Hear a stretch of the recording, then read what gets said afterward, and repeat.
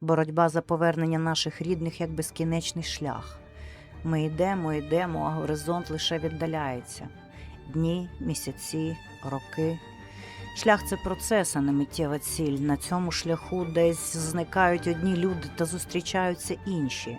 Ми крок за кроком чекаємо моменту вашої появи на нашому шляху, звільнені з полону герої.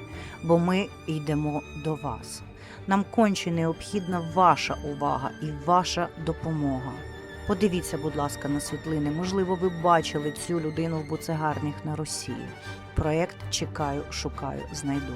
Ця медійна платформа шукає звільнених з російського полону та небайдужих людей.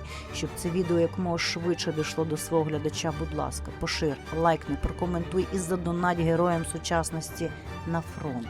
Купляй допомогу живим, щоб не купляти квіти мертвим. Давай врятуємо один одного. Низький уклін кожному.